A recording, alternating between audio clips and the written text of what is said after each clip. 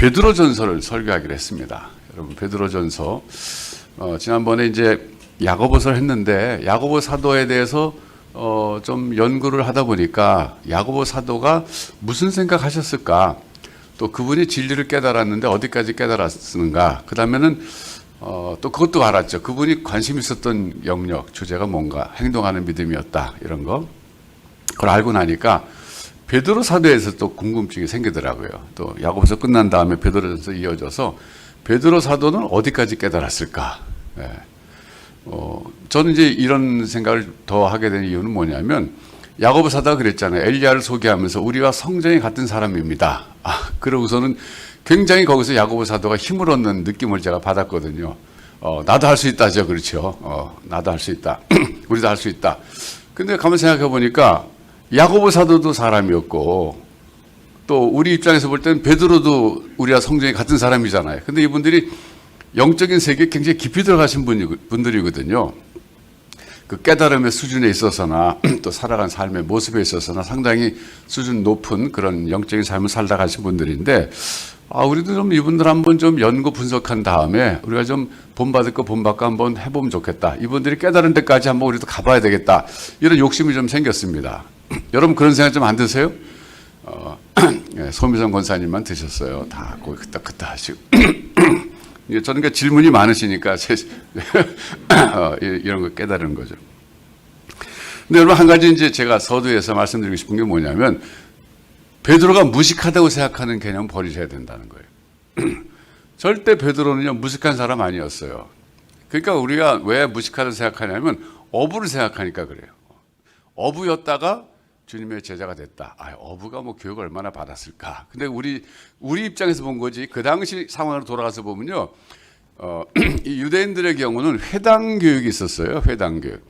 회당 교육이요. 오늘날로 말하면 국민학교, 초등학교에 해당되는 교육기관이었어요. 뭐 회당이라는 것이 이제 디아스포라 시절에 만들어졌지만은 이게 말하자면 흩어진 유대인들을 교육시키는 아주 중요한 기초적인 교육기관이었어요. 그래서 13살이 되면 바 미스바라는 의식을 행합니다. 그리고 여자는 이제 밭 미스바 그러죠. 그래서 바는 남자이고 밭은 여자라는 뜻인데, 근데 그 다음부터는요 엄청나게 교육을 더 많이 받아요. 회당 가서. 그러니까 어부를 하든 뭐 목수를 하든 뭐를 하든 간에 유대인으로 태어났다면 그 회당 교육을 피해갈 수가 없는 거예요. 그러니까 전 국민이 말하자면 국민교육을 받은 거예요. 국민학교 다닌 거예요. 초등교육을 받았어요. 그러니까 절대 베드로가 무식하지 않아요. 사도 바울이 너무 유식한 거죠. 상대적으로. 그 당시 사도 바울 같은 사람 몇 명 없었거든요. 요즘으로 말하면 그 박사였잖아요. 박사. 근데 그 당시에는요 모든 국민들이 기본적인 교육은 다 받았기 때문에 베드로도 예외는 아니었어요. 그래서 우리가 우선 처음 시작할 때 버려야 될 게 뭐냐면 무식한 뭐 어부 베드로 이거부터 빼내버려야 돼요. 절대 베드로가 무식한 사람 아니었어요. 자, 그러면 이제 우리가 오늘 이걸 하나하나 좀 보겠는데 우선 1절에 보면 편지 받는 사람들의 그 지역이 언급되고 있어요. 어떤 지역에 살고 있는 사람들에게 사도 베드로가 편지 보냈냐면 본도, 갈라디아, 갑바도기아, 아시아와 비두니아에 흩어진 나그네. 그랬어요. 자, 이 지역이 오늘날 전부 터키에 해당되고 있어요. 우리가 지금 적금 붓고 있죠? 터키 가려고. 그래서 터키만 갔다 올 사람은 5만 원 한 달에. 이스라엘까지 갔다 올 사람은 10만 원 이게 붙게 돼 있는데 지금도 늦지 않았어요. 지금부터 들 사람은 20만 원씩 넣으면 돼요. 그러면 그럼 기간이 비슷하게 맞을 거예요. 그래서 정말 이제 코로나도 끝나가니까 한번 가보겠는데 이 지역을 다 한번 다는 못 가볼지 몰라요. 이게 지역이 약간 그래도 이렇게 벌려져 있거든요. 본도는 흑해 쪽에 있어요. 흑해. 그 갈라디아, 갑바도기아, 아시아, 비두니아 그랬는데 이 지역에 살고 있는 나그네들에게 보낸다 그랬어요. 나그네. 이 명칭이 참 우리가 한번 유의해 봐야 될 그런 명칭입니다. 여러분 나그네라는 사람들은 거기 현재 원주민이 아니라는 뜻이잖아요. 이 수신자에 대한 힌트예요 이게. 자, 그럼 이제 우리가 간단히 생각해 뭐냐면 사도 베드로께서 편지를 쓰실 때 수신자를 생각하셨을 때 그 수신자가 간단히 말하면 유대인들이었을 것 같아요? 이방인들이었을 것 같아요? 가장 기본적인 질문이에요. 유대인들이었을 가능성이 많습니다. 왜냐하면 사도 베드로는 유대인의 사도로 부름받았고 사도 바울께서는 이방인의 사도로 부름받았거든요. 그렇기 때문에 기본적으로 사도 베드로의 관심은요, 유대인들에게 있었습니다. 물론 그가 이제 초대교회 수장으로서 이방인들, 개종한 이방인들에게도 관심이 있었지만 안디옥에서 보여준 사도 베드로의 행태를 보면은 상대적으로 이방인들에 대한 관심은 적었을 가능성이 많아요. 예, 뭐 안디옥에서 여러분 그 사건 아시잖아요. 예루살렘에서 그 아주 정통주의자들이 온다는 소식 들었을 때 사도 베드로가 이방인들과 그때 식사하다가 내가 여기 있다가는 괜히 내가 오해받고 참 곤란한 일 당하겠다 해서 슬며시 일어났잖아요. 그걸 외식이라 그랬어요. 외식. 종교적인 외식. 사도 바울께서 화가 나가지고 이분이 뒷담화하는 분이 아니었어요. 보니까 면전에서 사도 베드로를 책망했다 그랬어요. 당신이 그렇게 함으로써 얼마나 많은 폐해가 안디옥 이방인 교회에 끼쳐졌는지 아느냐. 네. 그렇기 때문에 이 베드로가 이 당시 이런 보여준 하나의 에피소드지만 사도 베드로는요, 유대인들의 사도라고 하는 자의식이 더 강했던 것 같아요. 그래서 여기 보면 나그네는요, 흩어진 나그네니까 사실 이게 디아스포라입니다, 여러분. 디아스포라. 그러니까 자연스럽게 유대인들일 가능성이 많다는 거죠. 게다가 1장 17절부터 18절 가서 보면 약간 더 힌트가 더 나오는데 수신자들에 대해서 이렇게 얘기하고 있어요. 외모로 보시지 않고 각 사람의 행위대로 심판하시는 이를 너희가 아버지라 부른즉 너희가 나그네로 있을 때를 두려움으로 지내라. 여기 나그네란 말이 또 나오잖아요. 근데 여기서 말하는 나그네로 불리움 받는 사람들이 18절에 너희라는 말로 또 변화되면서 너희가 알거니와 너희 조상이 물려준 헛된 행실에서 대속함을 받은 것은 은이나 금같이 없어질 것으로 된 것이 아니요 오직 흠없고 점없는 어린 양 같은 그리스도의 보배로운 피로 된 것이라. 자, 이거 보면요, 이 사람들의 조상들이 물려준 것이 있었다는 거예요. 그게 조상이 누구냐? 그게 이제 실말인데, 조상들이 물려준 것은 헛된 행실을 물려줬다. 예. 이게 뭐예요? 율법을 물려줬다. 그런데 이 율법 자체도 모세가 시내에서 받은 율법이 아니라 변형된 율법이었다는 거죠. 613개로 세분화시켜서 잘 지키겠다는 의도는 좋았는데 그것이 너무 외식적으로 형식적으로 간 잘못된 그런 그 율법을 조상들이 물려줬다. 그런 말하고 있는 점에서 볼 때 이들은 유대인들이었을 가능성이 높다는 거예요. 자, 그래서 이 사도 베드로가 서신을 쓰실 때 그 수신자들이 사도 베드로의 머릿속에 있던 사람들은 흩어져 있는 나그네들, 디아스포라 유대인들이었다. 이런 가능성이 높다. 그런 점을 먼저 말씀드립니다. 자, 그 다음에 이제 여기서 보면 이 지역을 다시 한번 살펴볼 필요가 있는데 사도 바울의 사역자하고 겹치는 부분들이 있어요, 여러분. 대표적인 것이 아시아입니다. 1절에 보면 아시아와 그랬는데 이 아시아는요, 우리 지금 살고 있는 이 중국을 포함한 이 아시아가 아니라 잘 아시는 대로 소아시아입니다. 소아시아. 소아시아 지방. 소아시아 지방 가운데서 대표적인 곳이 에베소라는 곳이에요. 그러니까 우리가 이제 성지순례 터키 가면 에베소 반드시 가봐야 되는데 에베소는 참 가볼 만해요. 독일인 고고학자가 여긴 고고학의 보물이라고, 보물 창고라고 이름 붙였어요. 에베소가. 왜냐하면은 에베소는 거의 그대로 복원이 됐어요. 옛날 그 모습이 그대로 재현돼 있어요.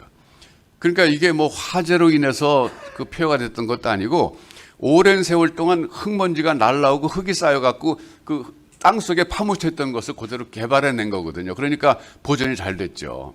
뭐 전쟁에 의해서 불이 났다거나 혹은 뭐 지진이 났다거나 그러면 이게 폐허가 됐을 텐데 그런 것이 아니었어요. 제가 전에 한번 말씀드렸지만 모기 때문에 폐허가 됐을 가능성이 높다 그랬어요.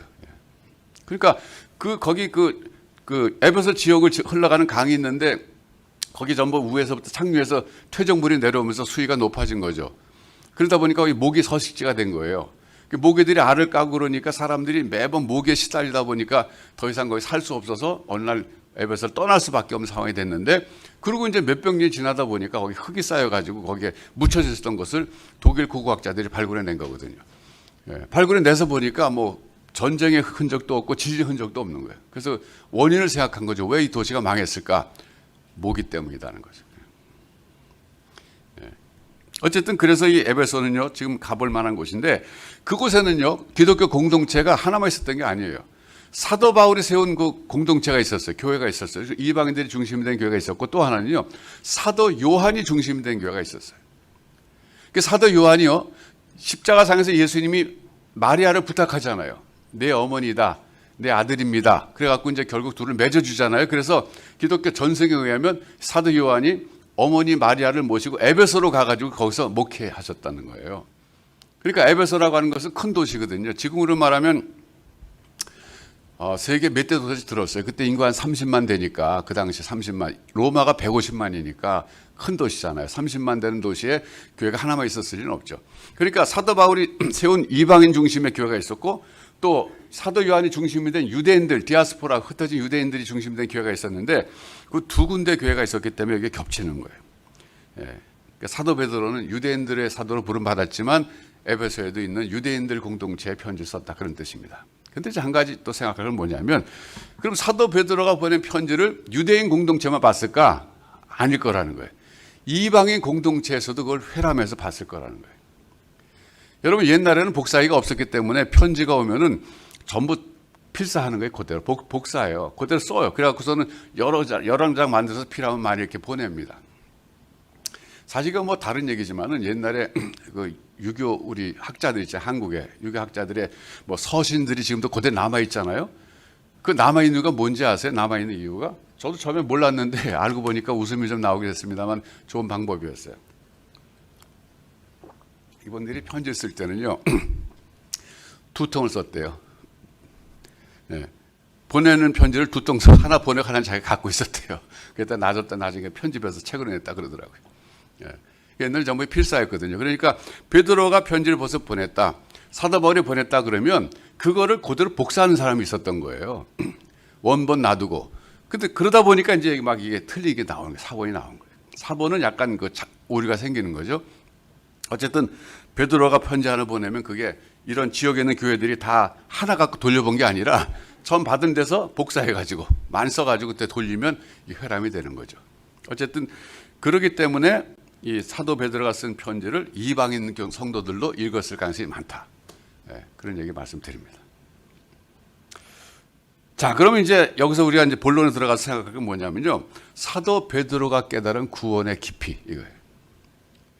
자, 이건 이제 우리가 관심 있는 분야일 수 있어요. 여러분, 우리가 예수 믿는 것은 구원받기 위해서 믿는 것인데 도대체 구원이라고 하는 것이 뭐냐? 그랬을 때 이게 굉장히 깊이 있는 개념이에요. 이거는 한꺼번에 이해하기 어렵습니다. 적어도 오늘 본문에서 2절에 사도 베드로가 이해한 구원의 한 측면을 우리가 공부하려고 그러는 거예요. 예. 사도 베드로는 구원을 어느 정도까지 이해했을까? 자, 2절 한번 분석해 보겠습니다. 첫 번째, 곧 하나님 아버지의 미리 아심을 따라 여기서 이제 이게 이걸 선을 그어야 돼. 이게 한 끊어지는 거예요. 그 다음에 성령이 거룩해 하심으로 요구서 하나 딱 끝내야 돼. 그 다음에 순종함과 예수 그리스도의 핏부림을 얻기 위하여 여기서 하나 끊어야 돼요. 택하심을 받은 자들에게 편지하노니 은혜와 평강이 너에게 더욱 많을지어다. 자, 이제 간단히 말씀드리면 사도 베드로가 이해한 구원의 개념 가운데 중요한 부분이 여기서 나오는데 그게 뭐냐면 구원은 삼위일체 하나님의 공동 사역이었다 이 점이에요. 이게 중요한 거예요. 자, 이제 우리 여기서 좀 생각할 게 많아지는데 제가 오늘은 이거 설교라기보다 사실 강의처럼 해야 되겠다는 생각이 들었어요. 자, 제가 자꾸 질문을 던지는 것은 여러분들의 머리를 좀 휘젓기 위해서 그러는 거예요. 좀 사고를 좀 하시라고. 사도 베드로가 여호와 하나님, 유일하신 하나님을 믿던 사람이었는데 삼위일체 하나님을 믿는다는 것은 이건 혁명적인 변화였어요. 그러니까 우리는 너무 쉽게 생각하잖아요, 지금. 당연히 하나님 삼위일체 하나님이 성부, 성자, 성령. 그렇지만요, 이 당시 사도 베드로가 이 삼위일체 하나님을 여호와 하나님이 유일신인데 그걸 삼위일체 하나님으로 재인식한다고 하는 것은 이건 굉장한 혁명적인 사고의 변혁이었다는 거예요. 그것부터 생각하셔야 돼요, 우리가. 사도 베드로를 제대로 이해하려면. 그러면 이게 엄청 중요한 개념의 변화인데 사도 베드로가 이걸 쉽게 받아들였을까? 아닐 거라는 거예요. 그러니까 우선 그건 조금 나중에 생각하고, 자, 여기서 그럼 사도 베드로가 이해한 구원의 개념이 삼위일체 하나님의 공동 사역이었다. 제가 말씀드렸는데 삼위일체 하나님은 성부, 성자, 성령이잖아요. 근데 각각 어떻게 사역을 하셔서 구원을 완성하셨는가? 첫 번째가 성부의 사역이 뭐냐면 하나님 아버지의 미리 아심을 따라 이거예요. 그러니까 미리 아셨다는 건 뭐냐면요. 하나님께서 성부께서 미리 선택하셨다 그런 얘기예요. 그러니까 구원받는 사람들은 어떤 사람들이냐면 하나님께서 미리 아시고 선택하신 사람들이 구원받는다 이거예요. 이게 굉장히 깊은 얘기입니다. 영어 성경을 보면 조금 더 이게 클리어하게 이 분석이 되는데 the foreknowledge of God 그랬어요. 하나님의 미리 아신. 근데 여기서도 이제 우리가 좀 신학적으로 하나 정리하고 넘어갈 게 있는데 뭐냐면요. 예지 예정이 있고 예정 예지가 있어요. 같은 기독교 안에서도 하나님의 미리 아심과 선택에 대해서 입장이 두 가지예요. 그러니까 예지 예정, 예지라는 건 미리 아셨다. 그리고 예정, 미리 아시고 예정하셨다는 것이고, 이 말장난 같지만 바꿔놓고 예정 예지가 있는데 이건 뭐냐면 미리 아시고 선택하신 것이 아니라 그냥 선택하셨다. 무조건적으로. 이게 예정 예지예요. 그러면 기독교 안에서 이게 어떤 입장을, 이게 어떤 사람들이 그 예지 예정이고 어떤 사람이 예정 예지냐면요. 소위 알미니안파라고 있습니다. 알미니안이라는 사람이 주도자인데 이 사람이 예지 예정을 강조했어요.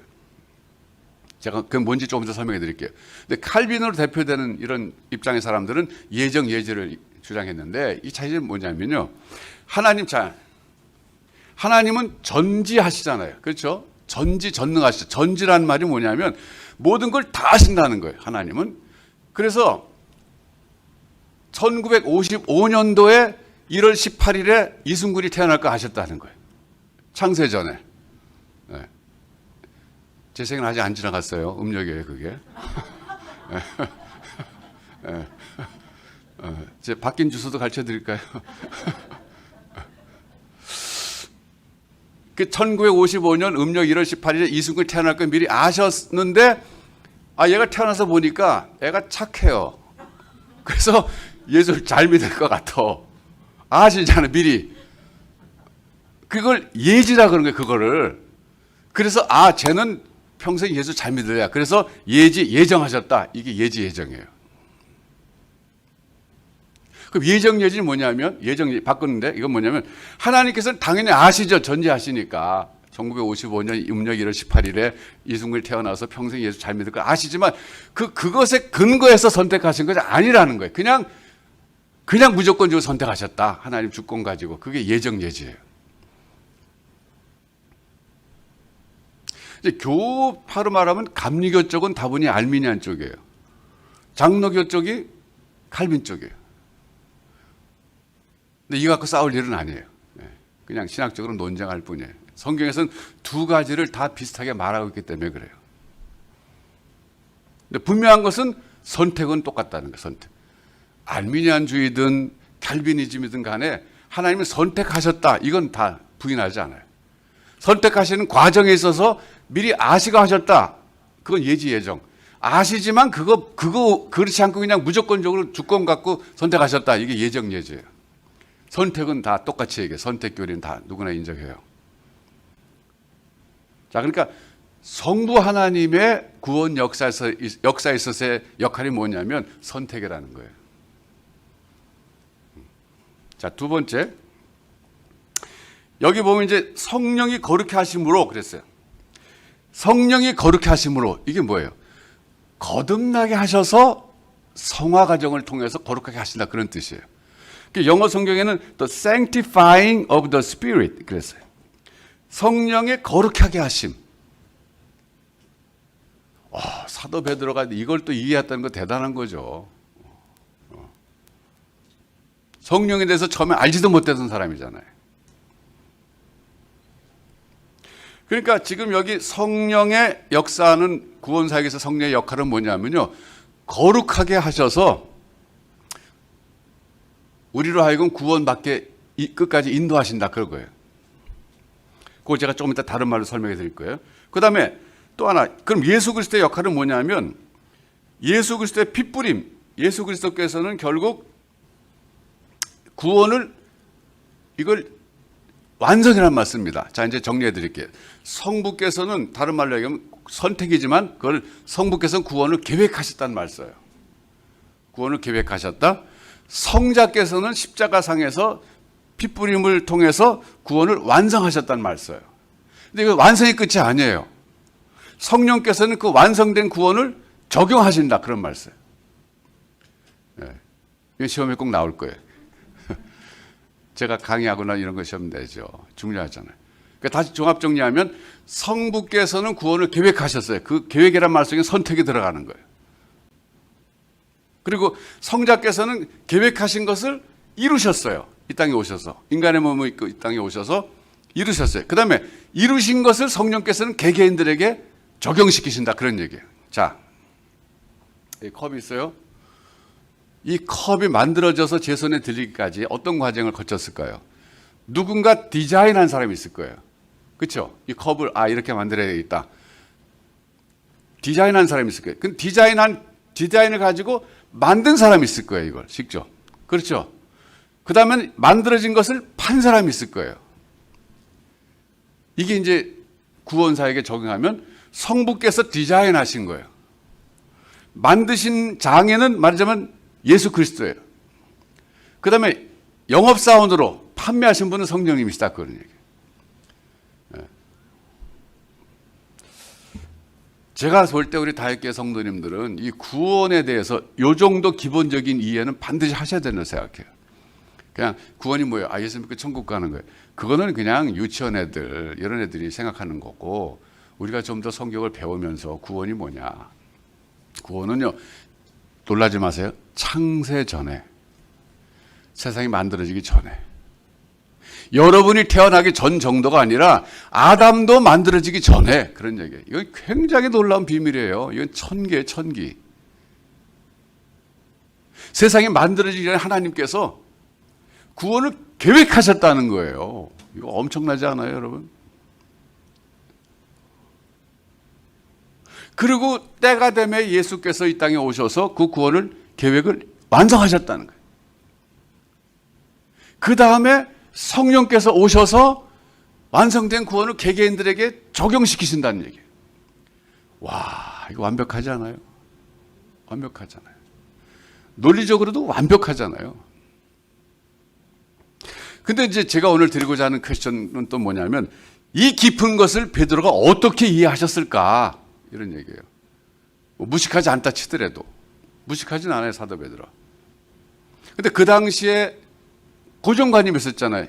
여호와는 유일신이다, 한 분이다 그랬는데 우선 이거 뭐 삼위일체를 받아들인다는 것 자체가 이거 굉장히 혁명적인 이 변혁이거든요. 자, 그럼 이제 우리가 그 다음 문제로 넘어가서 베드로가 어떻게 그거를 이해할 수 있었을까?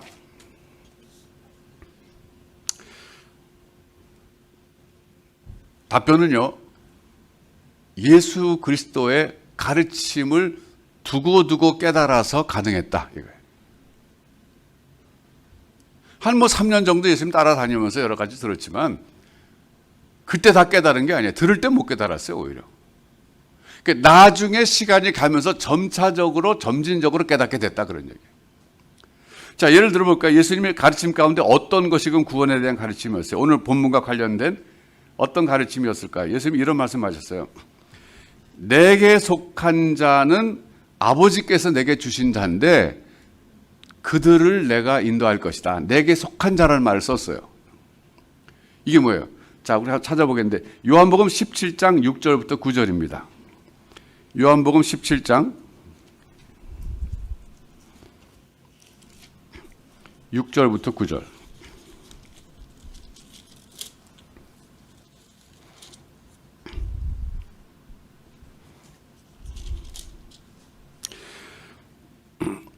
세상 중에서 내게 주신 사람들에게, 이게 뭐냐면 성부께서 예수님에게 주신 사람들이 있다는 거예요. 내가 아버지의 이름을 나타내었나이다. 그들은 아버지의 것이었는데 내게 주셨으며 본래는 아버지의 것이었다는 얘기예요. 그런데 그걸 아들에게 주셨다는 거죠. 그들은 아버지의 말씀을 지켰나이다. 지금 그들은 아버지께서 내게 주신 것이 다 아버지로부터 온 것인 줄 알았나이다. 나는 아버지께서 내게 주신 말씀들을 그들에게 주었사오며 그들은 이것을 받고 내가 아버지께로부터 나온 줄을 참으로 아오며 아버지께서 나를 보내신 줄도 믿었사옵나이다. 내가 그들을 위하여 비옵나니 내가 비옵는 것은 여기 그다음 보세요. 세상을 위함이 아니요 내게 주신 자들을 위함이니이다. 그들은 아버지의 것이로소이다. 자, 여기 보면 아버지의 것, 내 것 이것이 계속 나오는데요. 결국은 이게 누구냐면 선택된 자들이란 뜻이에요. 하나님의 선택을 받은 사람들. 사도 베드로가 예수님이 지금 대제사장의 기도를 하실 때 옆에서 들었는데 이 기도를 들을 때 깨달은 거 아니라는 거예요. 두고두고 나중에 깨달았다는 거죠. 그러니까 성부의 선택에 대해서 베드로가 어떻게 이해할 수 있었느냐. 이런 예수님의 가르침 속에서 들어있던 하나님의 선택에 대한 그 내용들이 들을 당시에는 깨닫지 못하다가 시간이 가면서 점차적으로 사도 베드로가 그 깊이 있는 내용들을 깨달아 갔다. 이렇게 말씀드릴 수 있어요. 자, 또 하나 예를 들어 볼게요. 그 성령에 대해서는 어떻게 깨달았냐. 요한복음 14장 16절 17절 가서 보겠습니다.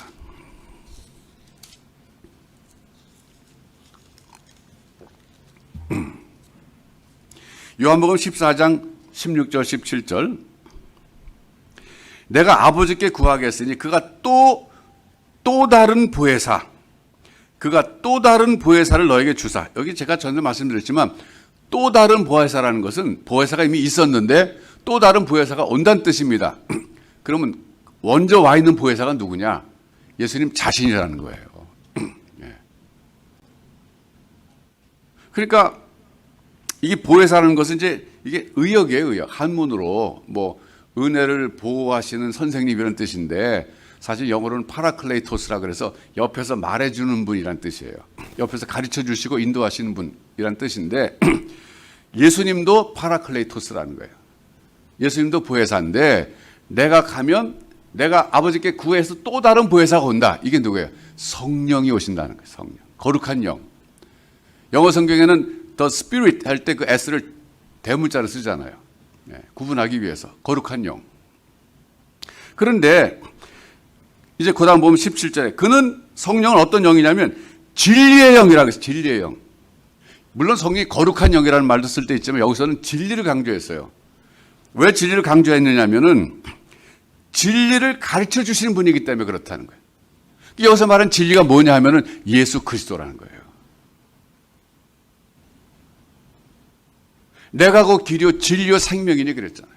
그러니까 성령의 역할, 성령이 역사하시는 그 역할이 여러 가지 있는데 창조하실 때 역할이 있고 이 구속사역과 관계된 역할이 있어요. 창조하실 때 역할이 뭔지 아세요? 지금도 이제 여기 꽃이 있고 그런데 조금 있으면은 이런 그 버드나무 가지부터 해서 물이 오르기 시작하잖아요. 겨울이 지나가고 봄이 오고 점점 이제 새싹이 돋아나려고 그러잖아요. 그 생기를 돋우는 역할을 성령께서 하신 거예요. 창조시에.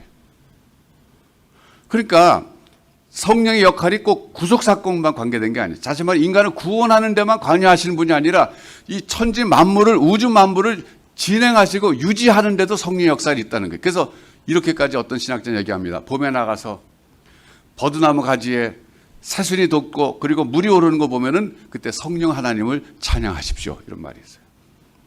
왜?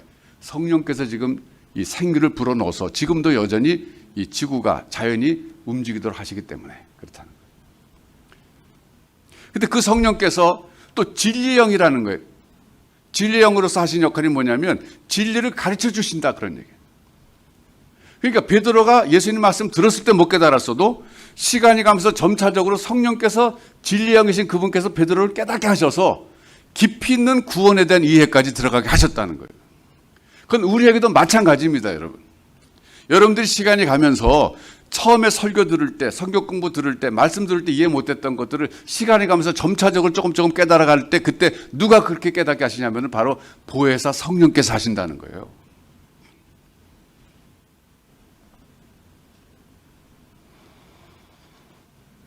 그는 진리의 영이라 세상은 능히 그를 받지 못하나니 이는 그를 보지도 못하고 알지도 못함이라. 그러나 너희는 그를 아나니 그는 너희와 함께 거하시며 또 너희 속에 계시겠습니다.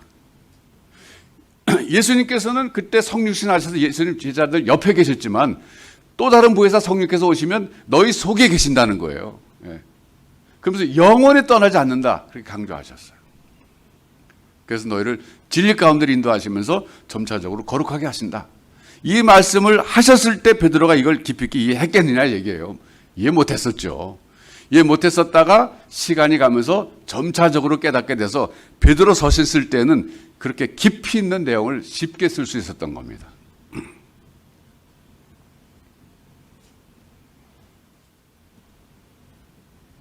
자, 오늘 우리의 기도 제목이 뭐냐면요. 하나님, 베드로도 우리와 성정이 같은 사람이었는데 그렇게 깊이 있는 구원의 이해에 도달하게 하셨는데 우리도, 나도 그런 구원의 깊이 있는 이해에 도달하게 해 주시옵소서. 여러분 그렇게 한번 기도해 보세요. 아이, 나야 뭐 신학교도 안 갔고 난 뭐 평신도, 근데 내가 뭐 그렇게까지 뭐 이해할 필요 있어? 그냥 믿다 죽는 거지, 적당히. 그렇게 생각하지 마시고 이런 문제에 있어서는 욕심을 좀 내보세요. 예. 나도 좀 깊이 있게 알고 싶다. 내가 구원 받았다 그러는데 도대체 구원이 뭐냐 이거예요. 구원이. 오늘 구원의 일부만 말씀드린 거예요. 지금 사도 베드로가 그 부분만 말씀했기 때문에 성부, 성자, 성령의 역할만 제가 강조한 거예요. 그래서 결국 성령께서 거룩하게 하심으로 그래서 예수 그리스도를 믿고 순종하게 하셨다. 순종. 그러니까 예수 그리스도를 믿는다는 것은요, 결국 하나님께 순종한다는 뜻입니다. 왜? 하나님이 보내신 구원자를 받아들이는 것 자체가, 믿는 것 자체가 하나님께 순종이 되거든요. 그래서 믿음 곧 순종, 이런 말이 성립되는 거예요. 여러분, 믿는다는 거 다른 거 아니에요. 순종한다는 거예요. 순종하지 않는 사람 믿는 사람 아니라는 겁니다. 그렇게 사도 베드로가 말씀하신 다음에 구원의 이해를 이렇게 깊이 있게 해가지고 그걸 쉽게 흩어진 나그네들에게 여러분들은 이런 구원을 받았습니다. 이렇게 초두에 얘기를 하면서 마지막에 비는 게 뭐냐면 은혜와 평강이 너에게 더욱 많을지어다. 이건 서신서기 때문에 무난하면서 그들을 축복하는 겁니다. 그런데 여기서 중요한 단어 두 개가 나왔어요. 은혜와 평강이에요. 은혜와 평강. 이거 쉽게 나온 말 아니에요, 여러분. 은혜라는 건 뭡니까? 값없이 받는 하나님의 사랑이잖아요.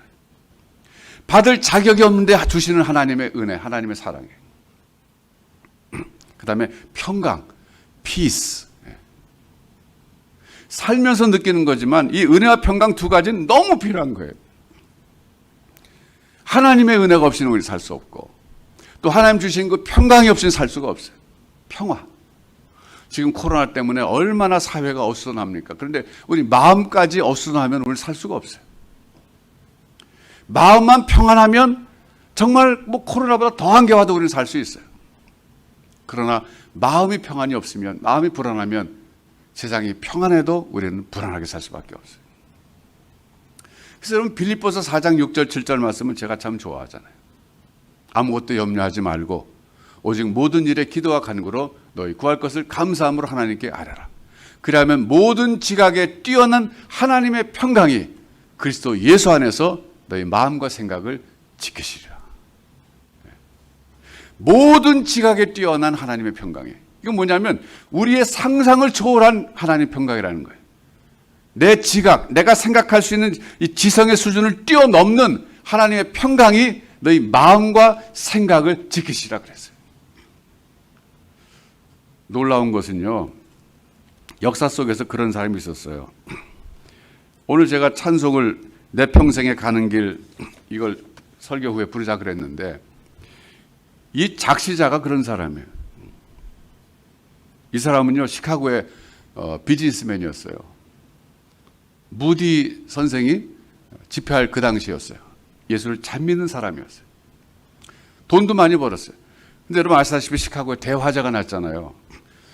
그래서 그냥 살 수 없는 그런 환경이 되니까 자기 와이프하고 자기 자식들을, 딸들이었다는 것 대부분 유럽으로 이제 갖다 좀 거기서 살고 있으면 여기 저 시카고 정리되면 돌아오라고 배를 타고 보냈는데 그 배가 대서양에서 파선해서 다 죽었어요. 생각해 보세요. 불이 나가지고 지금 뭐 자기 사업도 엉망이 됐고 그래서 이제 자녀들 가족 안전한 거 피하겠다고 글로 보냈는데 대서양에서 배가 파손돼서 죽다니 말이나 됩니까? 그때 그 가족이 죽은 대서양까지 배를 타고 갔어요, 이 사람. 그 자리에서 죽은 것으로 추정되는 그곳에서 이 찬송의 가사를 부른 거예요. 대단하지 않아요? 내 평생에 가는 길 순탄하여 늘 잔잔한 강 같든지, 그렇죠. 강 같을 때도 있죠. 때로는 큰 풍파로 무섭고 어렵든지 그래도 나의 영혼은 늘 편하다. 내 영혼 평안해. 내 영혼 평안해. 이게 제가 미국에 있을 때 보니까 미국 사람들이 찬송 되게 좋아하더라고요. 네. 미국 사람들 찬송 잘 못해요. 음치 되게 많아요. 가지고 트위터에서 채플 볼 때 찬송하자 그러면 진짜 찬송도 잘 못해요. 목소리도 안 올라가. 미국 애들 보면 이 2세 애들 노래 되게 못하잖아요. 그렇죠? 그 문화가 노래 못하는 문화예요, 거기는. 그런데 이거는 잘하더라고요. 이 내용을 It is well 그랬는데 말이죠. 뭐 거기 뭐 정말 우리 한국 사람들 못지않게 잘해요. 이게 그만큼 감동을 주는 찬송. 어떤 상황에서도 내 영혼은 편안하다. 사도 베드로가 흩어져 있는 나그네들에게, 여러분 말이 그렇지 흩어진 나그네 삶이 얼마나 고달프겠어요. 힘들잖아요. 그들을 위로하기 위해서 편지 쓰시면서 하는 얘기가 여러분에게 은혜와 평강이 더욱 넘치길 빕니다. 오늘 코로나를 맞이해서 우리가 정말 필요한 것이 하나님의 은혜와 하나님의 평강입니다. 다른 어떤 것보다도 하나님의 평화가 내 마음을 지켜주시면 우리는 살아남을 수 있고 극복할 수 있지만, 아무리 좋은 환경이라도 내 마음이 불안하고 평안이 없으면 나는 무너질 수밖에 없어요. 오늘 우리가 구원에 대한 걸 들었어요. 여러분이 갖고 있는 구원은요, 엄청난 보배예요. 이건 그 어떤 인간도 계획할 수 없고, 그 누구도 줄 수 없고, 누구도 완성할 수 없는데, 삼위일체이신 하나님께서 여러분을 사랑하시기 때문에 창세전에 택하시고 여러분들에게 이 은혜를 주신 겁니다. 네. 오늘 감사한 마음으로 오늘 이 코로나에 지지 마시고, 그렇기 때문에 더욱더 평안을 찬양하시면서 다시 세상으로 가셔서 승리하신 여러분 되시기를 주님의 이름으로 축원합니다.